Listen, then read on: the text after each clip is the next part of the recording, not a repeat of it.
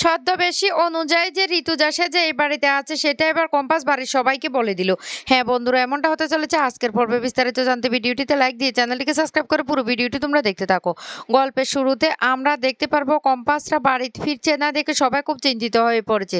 তখনই মোহিনী বারবার ফোন করার চেষ্টা করে কিন্তু কিছুতে ফোনে পায় না। তখন অরিন প্রচণ্ড রেগে যায় আর বলতে লাগলো, তোমার তো কোনো দরকার নেই ওখানে যাওয়ার। এইদিকে অরিনের বাবা বলতে লাগলো, ওরা সব সময় না বাড়াবাড়িটা একটু বেশি করে। কি দরকার ছিল এত রাতে বাড়ি থেকে বেরোনোর? এখন আমাদের না বড্ড টেনশনে পড়ে গেছি। তখন হঠাৎ করে রশ্মিকা বলতে লাগলো, আমার মনে হচ্ছে দাদা ভাই আর বৌদি বা মনি কোথাও হয়তো ঘুরতে গিয়েছে। এই কথা বলার সাথে সাথে তখন মেঘবালা বলতে লাগলো, রশ্মিকা তুই এটা কি ধরনের কথাবার্তা বলছিস? এত রাতে এমনিতে বাড়ির অবস্থা খুবই খারাপ, তারপর কম্পাস আর বিহান ঘুরতে যাবে? তোর সেটা মনে হচ্ছে, আমাদের তো সেটা মনে হচ্ছে না। তখন কিঞ্জল বলতে লাগলো, আমার না আর এসব ভালো লাগছে না। কেন যে কম্পাস আর বিহান না বলে বাড়ি থেকে বেরিয়ে গেছে, আমাদের সবাইকে টেনশনে ফেলতে কি ওদের কি ভালো লাগে কিনা সেটাই তো বুঝতে পারছি না। অন্যদিকে সেই মুহূর্তে তখন কম্পাস আর বিহান বাড়ি ফিরে আসে আর বাড়ি ফিরে এসে বলতে লাগলো, ও আমরা এসে গেছি। তখনই কিঞ্জল বলতে লাগলো, তোরা কোথায় গিয়েছিলি বিহান, কোথায় গিয়েছিলি? তখন বিহান আর কম্পাস বলতে লাগলো, হ্যাঁ সত্যি আমরা মাকে ফলো করে করে ওর পিছন পিছন গিয়েছিলাম। তখন এই কথা শুনে কিঞ্জল বলতে লাগলো, কি দরকার ছিল সব কিছুতে না তোদের বাড়াবাড়িটা একটু বেশি। কম্পাস তখন বলতে লাগলো, কাকুমনি তুমি এটা কি বলছো? মা আমাদের কাউকে না জানিয়ে মা এত রাতে হঠাৎ করে চুপি চুপি বাড়ি থেকে বেরিয়ে গেছে। না জানি মায়ের কোনো বিপদ হচ্ছে কিনা, সেই জন্য আমরা বাড়ি থেকে বেরিয়েছিলাম। কিন্তু আমরা মাকে ফলো করতে করতে কিছু যাওয়ার পর হঠাৎ করে গাড়িটা কোথায় যেন উধাও হয়ে গেছে। এদিকে সেই প্রান্তিক মোনালিসার মাকে বলতে লাগলো ডোমেস্টিক ভায়োলেশনের কেস করার জন্য। তখনই কিছুতে রাজি হয় না মোনার মা। মোনা তখন বলতে লাগলো, তুমি এটা কি বলছো? দাদুর সাথে কি লড়াই করে মা পারবে? তখন প্রান্তিক বলতে লাগলো, পারতে হবে। আর আপনাকে একটা কথা বলে রাখছি, আপনি এ বাড়িতে থাকবেন, আপনি কোথাও যাবেন, আমি আপনাকে ওই বাড়িতে যেতে দেব না। কারণ ওই বাড়িতে যদি যেতে দিই তাহলে ওই লোকটা আবার আপনার উপরে অত্যাচার করবে আর সেটা আমি হতে দেব না।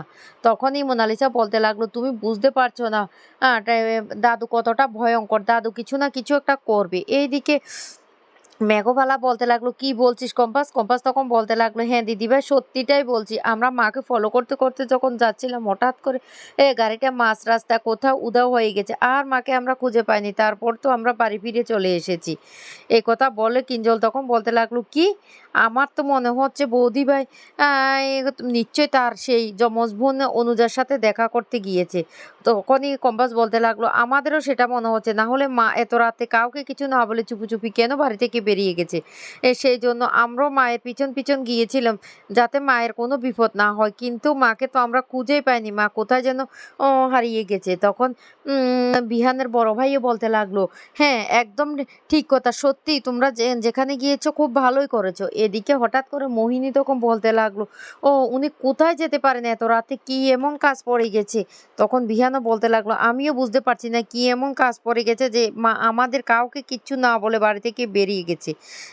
কম্পাসের কিন্তু পুরোদমে ঋতুজাকে সন্দেহ হতে থাকে কিন্তু সে কাউকে সেই কথাটা বলে না প্রথমে। আর বলতে লাগলো, ও না, যতক্ষণ না পর্যন্ত আমি শিওর হতে পারছি ততক্ষণ পর্যন্ত আমি কাউকে কিচ্ছু বলবো না। এদিকে বাড়ির সবাই চিন্তিত হয়ে পড়ে। কিঞ্জল তখন বলতে লাগলো, শুনো এমনিতে অনেকটা রাত হয়ে গেছে, এবার আমাদের যার যার মতো করে ঘরে গিয়ে একটু বিশ্রাম নেওয়া দরকার। কালকেও একবার আমরা সবাই ঘুমোতে পারিনি, এভাবে যদি আমরা না ঘুমোতে পারি তাহলে তো আমরা অসুস্থ হয়ে পড়বো। কম্পাস তখন বলতে লাগলো, একদম ঠিক কথা বলেছো। মোহিনী তখন বলতে লাগলো, আমারও না সেটাই মনে হচ্ছে। আর উনি এত রাতে কোথায় যেতে পারেন সেটাও তো বুঝতে পারছি না।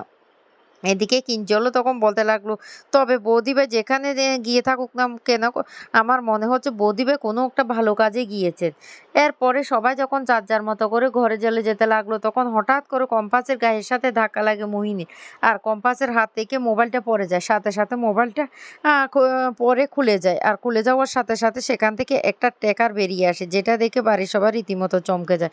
এদিকে কম্পাসও তখন রীতিমতো চমকে যায়। কম্পাস তখন বলতে লাগলো, আমার মোবাইলে টেকাটা কে লাগিয়েছে, কে লাগিয়েছে সেটাও তো বুঝতে পারছি না। আর তখনই মেঘবালা বলতে লাগলো, মা কি তাহলে তোর মোবাইলে কম্পাস টেকার লাগিয়ে রেখেছে? কম্পাস তখন বলতে লাগলো, সেটাই তো বুঝতে পারছি না। নিশ্চয়ই টেকার লাগিয়ে ওরা বুঝতে পেরেছে আমরা মাকে ফলো করছি, সেই জন্য মা হঠাৎ করে তার রাস্তাটা বদল করে নিয়েছে। এদিকে ঋতুজা পৌঁছে যায় তার সেই যেখানে অস্ত্র চালানো হয় সেই গোডাউনে, আর সেখানে গিয়ে তার লোকদের সাথে কথা বলতে থাকে আর সমস্ত অস্ত্রগুলি সে একে একে দেখতে থাকে আর বলতে লাগলো এই চালানটা যদি হয়ে যায় তাহলে কিন্তু আমরা অনেক টাকা লাভ করতে পারবো, অনেক টাকা আসবে আমাদের হাতে, তাই আমাদেরকে কিন্তু খুব সাবধানে কাজটা করতে হবে। তারপরে সেই ছদ্মবেশী অনুজা সবটা একে একে ভালো করে গোডাউনে ঘুরে ঘুরে দেখতে থাকে আর বলতে লাগলো খুব সাবধানে আজকে রাতের মধ্যে কিন্তু সমস্ত মালগুলি চালান করে দিবি। বুঝতে পারছো? অন্যদিকে কম্পাস ভেবে পাচ্ছে না ট্র্যাকারটা তার মোবাইলে কে লাগিয়েছে। বিহান তখন বলতে লাগলো, "তুমি সবসময় সবার মোবাইলে ট্র্যাকার লাগিয়ে দাও। তাহলে এখন তোমার মোবাইলে কে ট্র্যাকার লাগিয়েছে? কেনই বা লাগিয়েছে?" কম্পাস তখন বলতে লাগলো, "হয়তো কেউ ও ও সুযোগ বুঝে ট্র্যাকারটা লাগিয়েছে।"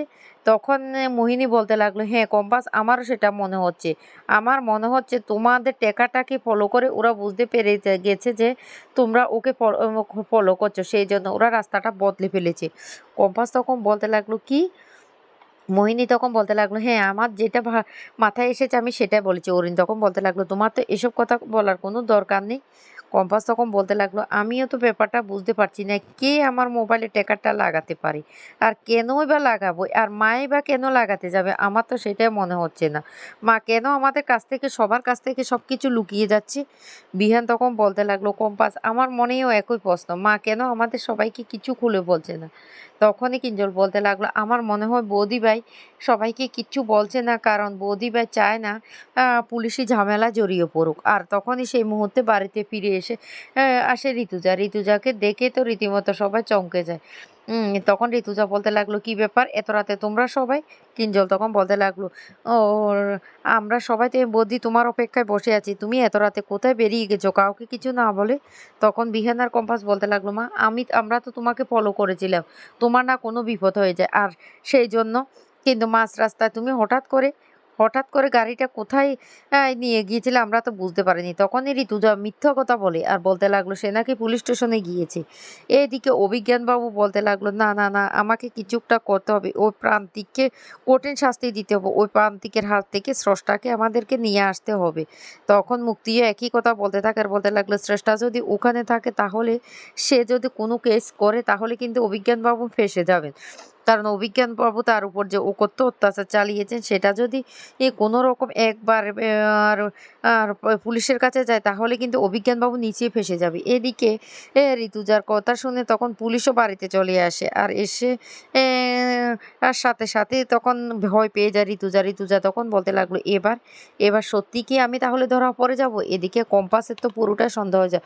কম্পাস তখন বলতে লাগলো, "তাহলে মা একটা কথা বলো তো, তুমি তো অনেক আগে বেরিয়েছো। এতক্ষণ পর্যন্ত তুমি কোথায় ছিলে সেই কথাটার উত্তর দাও তো?"